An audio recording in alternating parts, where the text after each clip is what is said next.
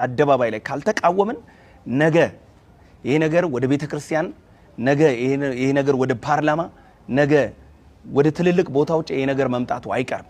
በግልጽ በዚህ ላይ ያለኝን አቋም ፊት ለፊት እናገራለሁ።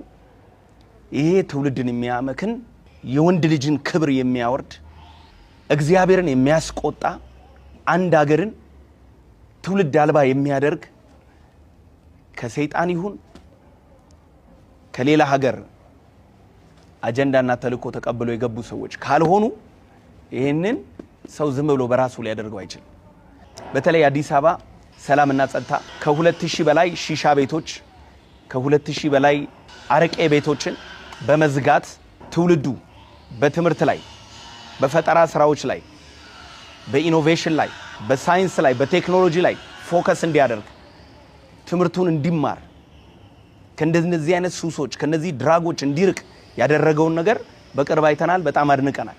ይሄ ግን ጫት ከመቃም ሲጋራ ከማጨስ ድራግ ከመውሰድ ያልፋል።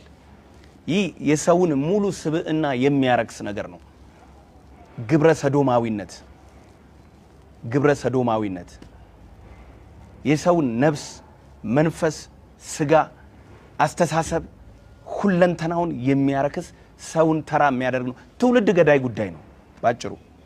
ስለዚህ ይሄ ነገር ነገ ከፍ ወዳለ ነገር ሄዶ አገሪቷን ችግር ውስጥ የሚከት እንዳይሆን ዛሬ ላይ ቆመን ስለ ትውልዳችን መጮህ አለብን።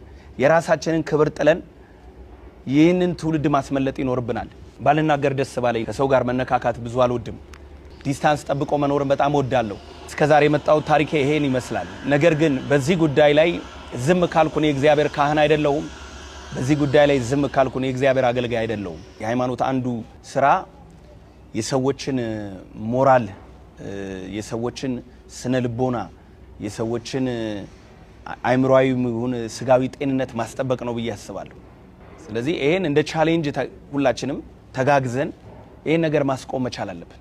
ይሄን ነገር መቃወም ኢትዮጵያዊነት ነው። ይሄንን ነገር መቃወም ክርስቲያናዊነት ነው።